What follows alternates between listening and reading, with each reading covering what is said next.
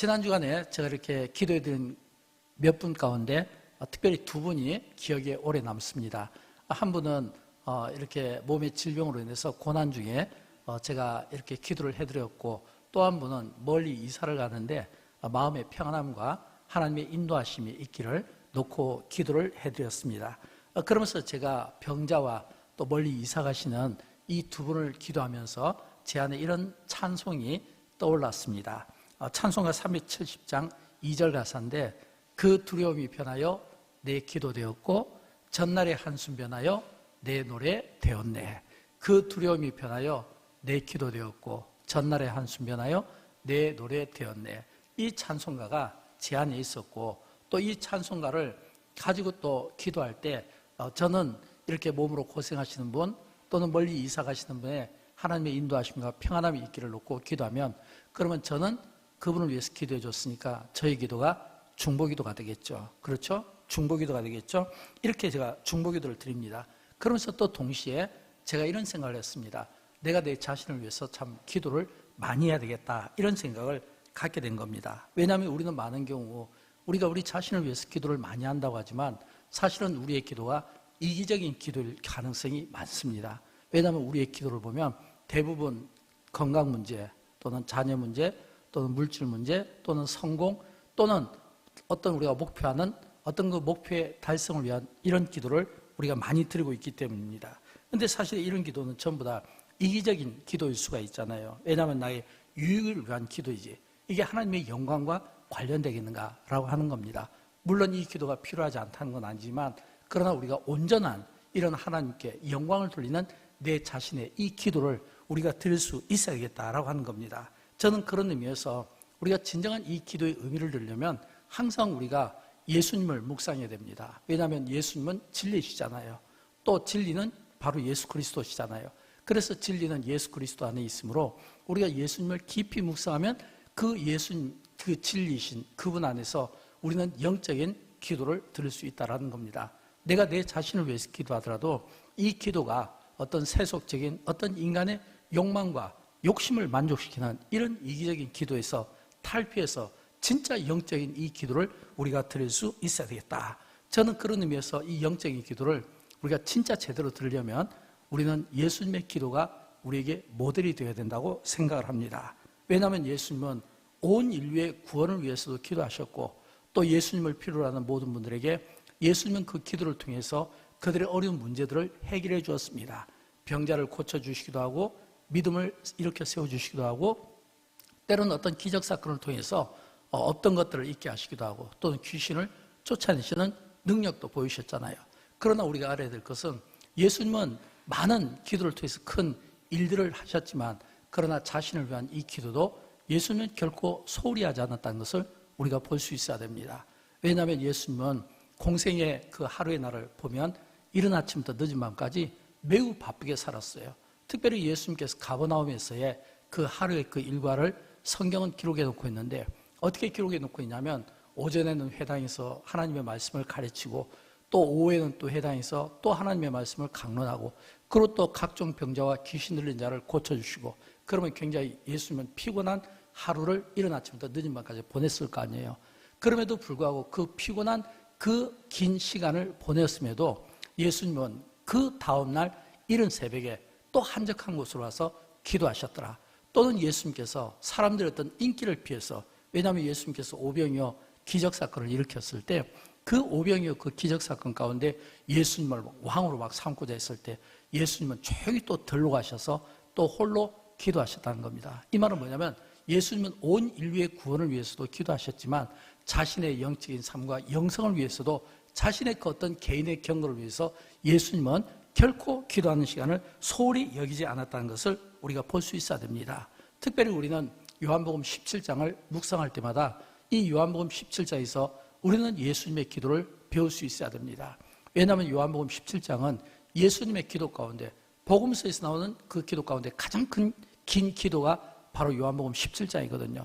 이 요한복음 17장은 굉장히 긴 기도가 나오는데, 먼저 예수님은 이 긴 기도를 드리기 앞서 자신을 위한 기도를 드립니다. 그러면 여러분, 우리가 오늘 이 밤에 기도할 거 아니에요. 그러면 오늘 우리는 기도할 때 어떤 마음의 준비가 되어 있습니까?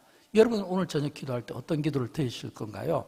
건강, 성공, 물질 또는 어떤 목적하는 바들을 놓고 우리는 많이 기도할 겁니다. 또는 자녀들의 어떤 문제나 또는 시험이나 또는 어떤 합격이나 중요한 기도죠. 그런데 예수님께서 자신을 위해서 기도했다는 것, 그러면 이 예수님이 자신을 위해서 드린 이 기도, 이 영적인 기도는 어떤 기도냐라고 하는 겁니다. 우리가 대표적으로 요한복음 17장 우리가 읽었던 본문 가운데 1절 끝부분과 그리고 5절 끝부분에 보면 이런 말씀이 나와요. 아버지여 때가 이르렀사오니 아들을 영화롭게 하사. 또 5절 끝에 보면 나를 영화롭게 하옵소서. 그랬거든요. 아들을 영화롭게 하사 나를 영화롭게 하옵소서. 이런 기도를 드린 거예요. 그런데 여러분 이 요한복음 17장 지금 이 기도의 배경이 어떤 배경이냐면 예수님께서 십자가를 지시기 바로 전날 밤이었거든요. 예수님께서 십자가를 지시기 전날 밤이었다는 것은 굉장히 영적으로 고통을 느끼셨습니다. 왜냐하면 예수님은 우리처럼 모르고 당하는 고난이 아니라 아시고 당한 고난이잖아요. 그 때를 정확히 아셨잖아요. 아버지여 때가 이르렀사오니 라고 할 때 이때는 예수님께서 고난받으시는 때고 이때는 예수님께서 십자가를 지신 겁니다. 근데 아들을 영화롭게 하사 나를 영화롭게 없어서 이 이야기는 쉽게 풀면 하나님 아버지 내가 이제 아버지의 그 명대로 이 십자가를 지어야 되는데 내가 이 십자가를 잘 질 수 있도록 나에게 힘을 주시고 이 십자가를 잘 감당할 수 있도록 나에게 이 사명 감당을 주십시오 라고 하는 이런 이 기도를 드린다라고 하는 겁니다. 그러면 여러분 예수님의 이 기도는 오늘 우리가 드리는 기도와 어떤 차이가 있을까요? 우리가 드리는 이 기도와 예수님께서 아버지여 아버지를 영화롭게 하옵소서 나를 영화롭게 하옵소서 라고 할 때 이 아들을 아버지 앞에 영화롭게 해달라고 하는 이 개인의 기도와 오늘 우리가 드리는 이 개인의 기도의 이 차이점을 우리가 구분할 수 있겠느냐라고 하는 것입니다. 여러분 왜 제가 이 말씀을 드릴까요? 우리는 많은 경우 우리의 기도가 굉장히 경건해 보이지만 사실은 이기적인 그 기도일 때가 많이 있습니다. 겉으로는 기도가 화려하고 유창하고 또 겉으로는 그 기도가 뭔가 힘이 있어 보이지만 그러나 그 속 중심에는 사실은 자기의 어떤 성공과 그 야망을 위한 이 기도가 빠지지 않는 기도라면 예수님의 드리신 이 기도는 아들을 영화롭게 하십시오. 아버지여 나를 통해 나를 영화롭게 없어서 라고 하는 것은 이것은 십자가를 신난 거거든요. 그러면 예수님은 자기를 위한 기도를 드렸지만 그 기도는 주님 아버지께서 나에게 주신 그 사명을 내가 감당하기를 원하고 아버지께서 나에게 말씀하시는 그 때를 내가 알기를 원하고 철저히 예수님의 이 개인의 기도는 하나님 아버지의 뜻에 자기 자신을 맞춘 기도였고 또 하나님의 그 뜻에 자기를 드릴 수 있는 이런 순종적인 이 기도를 지금 예수님은 드리고 있다는 겁니다. 그래서 예수님은 그분이 주저없이 이런 이야기를 했잖아요. 우리가 아는 참 그 겟세마네 동산에서 마지막 그 기도의 내용이 있잖아요. 마태복음 26장 39절에 보면 나의 원대로 마시옵고 아버지의 원대로 되기를 원하나이다 그랬잖아요. 나의 원과 아버지의 원이거든요. 여러분 예수님은 온 인류의 구원을 위해서 그리고 많은 이들의 필요를 위해서 기도하셨지만 자신을 위해서 기도할 때는 철저히 그 기도가 자신을 위한 이 기도는 나의 원이 아니라 아버지의 원, 내 뜻이 아니라 하나님의 뜻, 내 생각이 아니라 하나님의 그 생각에 그 중요성을 깨닫고 하나님의 그 뜻대로 나를 맞추기를 원합니다. 하나님의 그 뜻에 나를 드리기를 원합니다. 하나님의 그 생각에 나를 헌신하기를 원합니다. 라고 하는 철저히 하나님 아버지의 뜻에 순종적인 이런 기도를 주님이 들으셨고 이 기도를 우리가 드릴 수 있겠는가라고 하는 겁니다. 여러분 예수님께서 십자가를 주셨습니다.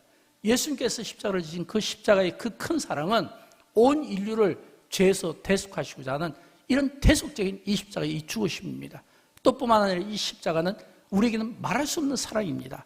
내 대신 주님이 그 고난을 다 담당하시고 그리고 나에게는 은혜를 주시고 구원을 주셨으니까 여러분 이 사랑이 얼마나 큰가라는 겁니다. 그런데 이런 이 사랑을 가지고 주님은 이런 이 십자가를 질 수 있었던 것은 철저히 아들을 영화롭게 하사 그리고 아버지를 영화롭게 하사 라고 하는 그 아들을 영화롭게 하고 나를 영화롭게 하여 달라고 하는 이런 이 기도를 드릴 수 있었기 때문에 그가 예수님께서 힘있게 그는 이 십자가의 사명을 묵묵히 감당해낼 수 있었다고 하는 겁니다. 여러분 성경에 보면 자신을 위한 기도를 드린 사람들이 많이 있습니다. 예를 들어서 우리가 잘 아는 사도 바울 있잖아요. 이 바울은 자기 몸에 육체 가시가 3개나 있었다고 했잖아요. 그래서 고린도후서 12장 7절과 8절에 보면 이렇게 말씀하고 있잖아요. 내 육체 가시 곧 사탄의 사자를 주셨으니 이는 나를 쳐서 너무 자만하지 않게 하려 하심이라 라고 이야기하고 있지 않습니까? 여러분, 이것은 바울이 지금 자기의 육체에 가시가 있어요. 그래서 그 가시를 놓고 그는 3번 기도했다는 겁니다. 이 3번 기도는 그냥 내가 1번, 2번, 3번 기도한 이런 의미가 아니라 적어도 바울이라면, 그가 영적인 사람이라면 그는 영적인 깊은 그 고뇌 속에서 그가 하나님 앞에 부르짖고 무릎으로 기도했을 텐데, 그럼에도 불구하고 하나님께서 그 기도를 허락해 주시지 않았거든요. 그랬을 때 그것을 받아들일 수 있는, 그래서 우리는 많은 경우 우리가 내 자신을 위해서 기도를 드릴 때는 이 자신이란 이 의미가 내 생각과 내 계획대로 되어지기를 원하는 기도가 아니라 철저히 하나님께 그 뜻에 맞추고 그 하나님의 그 생각에 나를 맞추고 드릴 수 있는 이런 이 개인의 기도를 우리가 드릴 수 있어야 되겠다라는 겁니다. 다윗도 그런 기도를 많이 드렸잖아요.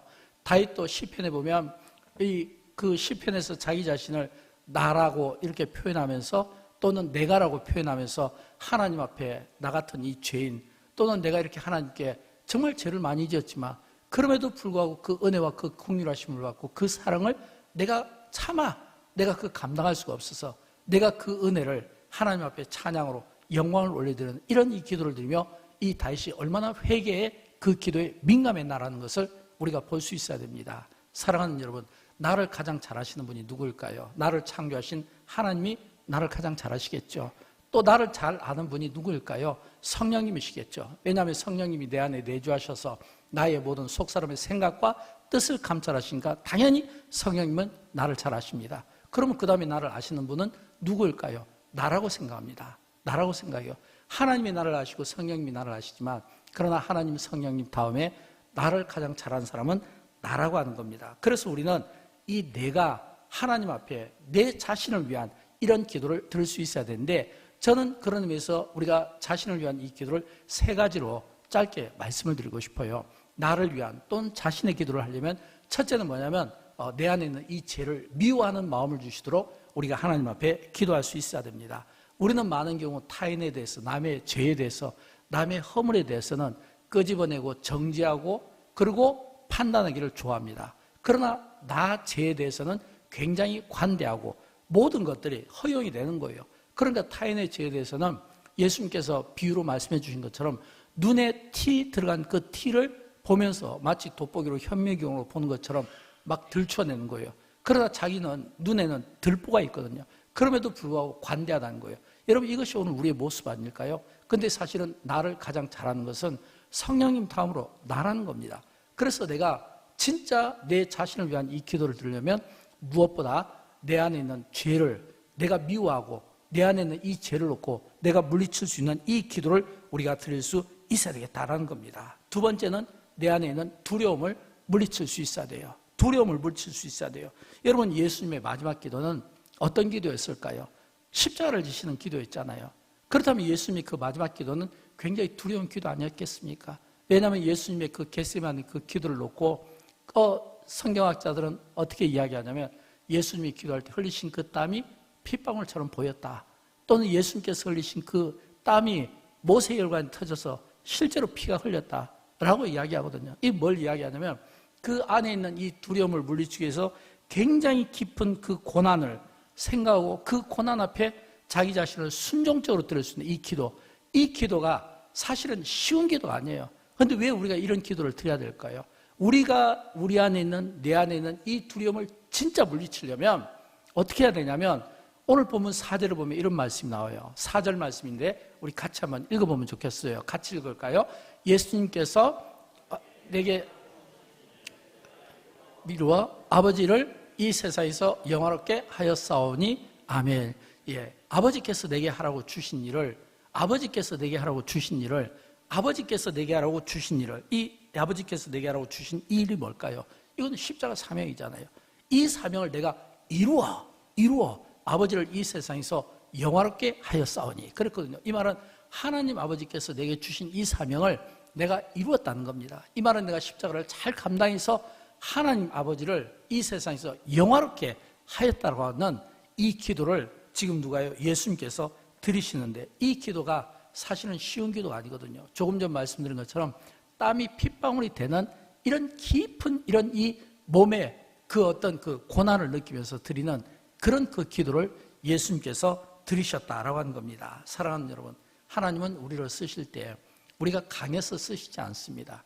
오히려 바울이 약함 중에 강함이라고 고백했던 것처럼 오히려 하나님은 우리를 약함 중에 쓰실 경우가 많아요. 여러분, 성경 속에 나오는 예수님께서 고난받으시는 그 십자가의 모습, 그 모습이 영광스러운 모습이지만 그러나 그 모습이 인간의 눈으로 볼 때는 정말 약한 모습 아니었을까요? 초라한 모습 아니었을까요? 그러나 그 약하고 그 초라한 모습이었지만 그러나 주님은 그 약한 그 초라한 가운데서 기도로 승리하시고 하나님 아버지 그 뜻에 자신을 순종적으로 내어드리면서 승리하신, 그래서 안에 있는 모든 두려움을 물리칠 수 있었던 바로 그 주님이었다라는 것입니다. 여러분, 우리 안에 두려움이 없었으면 좋겠어요. 그러나 우리 안에 어떤 두려움이 있다면 이 두려움을 물리치는 가장 좋은 방법은 저는 하나님께서 우리에게 주신 사명이라고 생각합니다. 두려움의 노예가 되지 마시고 두려움이 내 인생을 장악하도록 내버려 두지 마시고 예수님께서 아버지께서 내게 하라고 하신 그 일이 있잖아요. 그런 것처럼 하나님께서 우리 개개인에 주신 직분이 있고 우리 개개인에 주신 사명이 있고 또 영광교회에 주신 사명이 있고 또 우리 개개인에 주신 어떤 그런 사명이 있잖아요. 그 사명을 가지고 이 두려움을 물리칠 수 있어야 된다. 두려움만 생각하면 그건 아무것도 할 수가 없는 거예요. 내가 스스로 내 두려움의 노예가 되는 거예요. 그러나 사명을 가지면 어떤 두려움도 그 뭐냐면 내가 가진 이 사명을 이걸 갖다가 막지를 못하는 겁니다. 아무리 두려움이 내 앞에 벽처럼 쌓여있다 할지라도 사명으로 나아간 자는 절대로 그 벽이, 그 두려움이 그 사명을 가진 그 한 사람을 감당하지 못하는 겁니다. 여러분, 바울은 몸이 약한 사람 아니었습니까?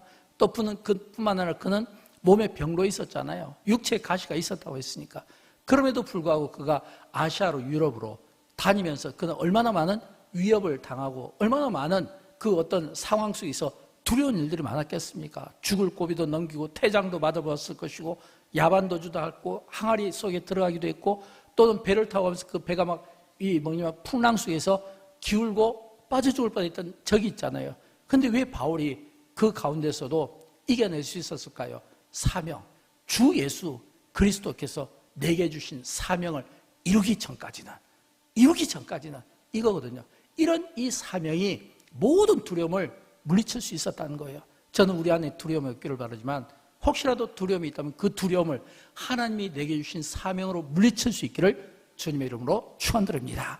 마지막으로 세 번째는 우리 개인을 위해서 기도할 때 첫째는 우리 안에 있는 죄를 멀리하고 두 번째는 두려움을 물리칠 수 있어야 되고 세 번째는 하나님께 영광을 올려드리는 삶을 위하여 우리가 기도할 수 있어야 됩니다. 하나님께 영광을 올려드릴 수 있는 삶.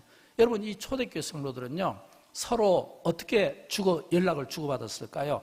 요즘 우리 현대인들은 예를 들어서 우리가 서로 상대방의 어떤 소식을 묻고 안부를 물을 때는 예를 들어서 휴대폰이 참 좋은 방법 아니겠습니까? 또는 휴대폰 안에 있는 여러 기능들을 많이 사용하잖아요.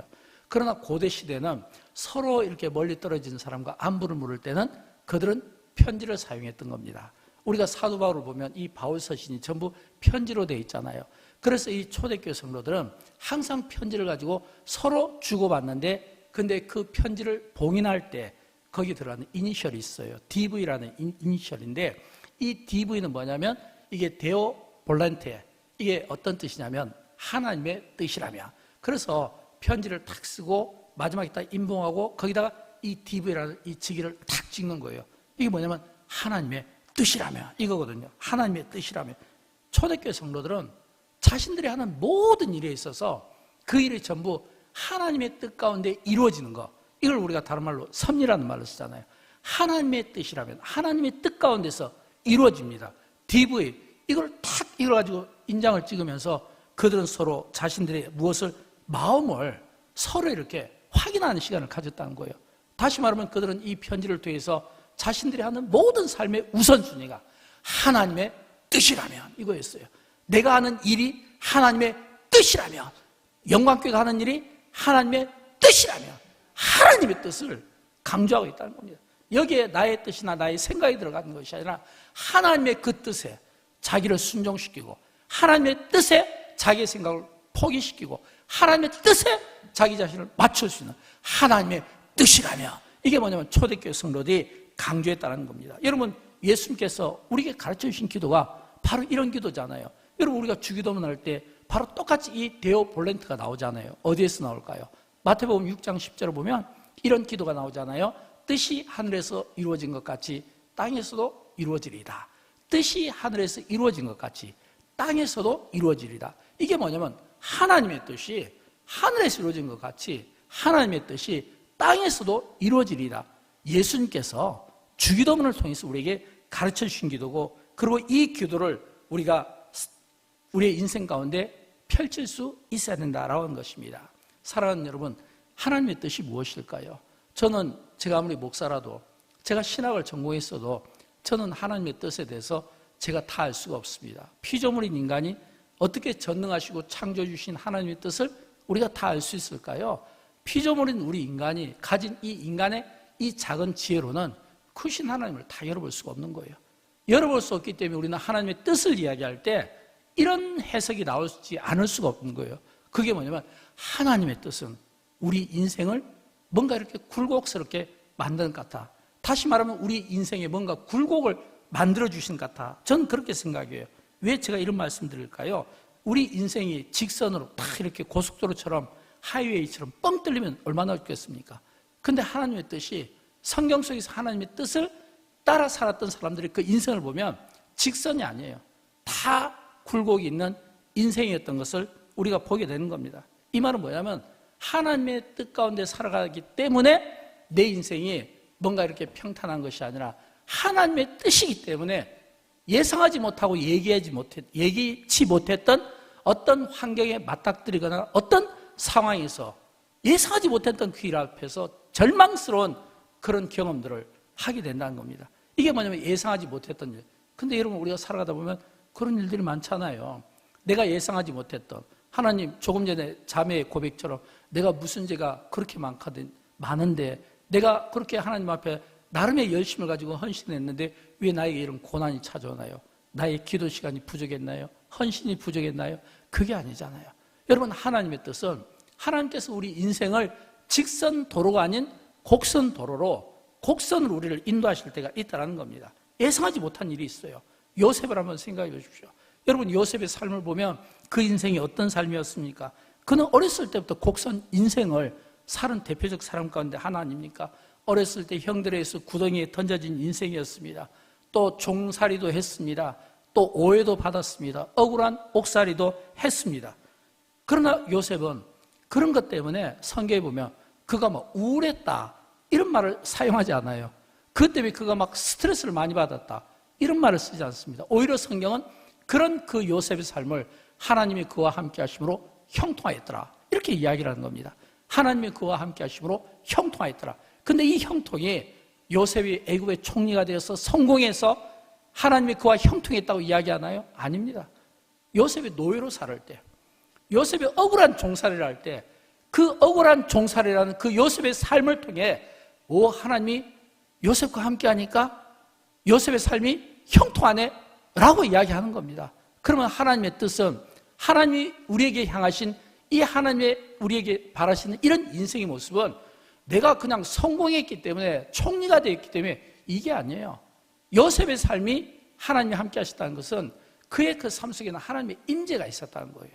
하나님의 임재가, 그의 그 삶 가운데는 하나님의 임재가 있었고, 그 하나님의 임재의 삶 속에 요셉이 그 삶을 살아들이니까 그 삶 속에서 하나님이 그와 함께 하심으로 그가 형통한 자가 되었더라 라고 이렇게 이야기를 하는 겁니다.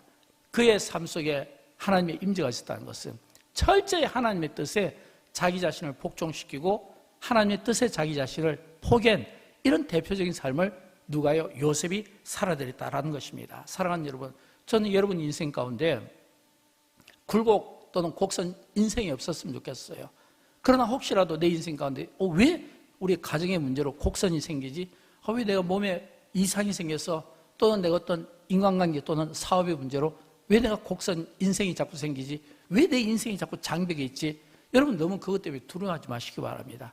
왜냐하면 성경을 보면 믿음의 사람들이 그런 어떤 인생의 장벽이 없었던 게 아니라 그런 곡선들이 있었지만 오히려 그들은 이렇게 외칩니다. 내가 그것 때문에 두려워하지 아니하리라. 여러분, 우리가 잘 아는 이사야서 41장에 보면 나오잖아요. 내가 물 가운데 지날지라도, 내가 불 가운데 지날지라도 두려워하지 말라. 내가 너와 함께함이라. 내가 너를 붙들리라. 내가 나의 의로운 손으로 너를 붙들어 일으켜 세우리라. 이게 뭐냐면 전부 하나님이 함께하는 인생의 모습 아닙니까? 근데 여러분, 이 두려워하지 말라라고 했을 때 누구를 향했냐면 야곱을 향했거든요. 근데 그 야곱의 인생을 지렁이 같은 인생으로 표현했거든요. 지렁이 같은 그런 정말 보잘것없는, 그러나 그 인생 가운데서도 하나님이 함께 하심으로 두려워하지 말라.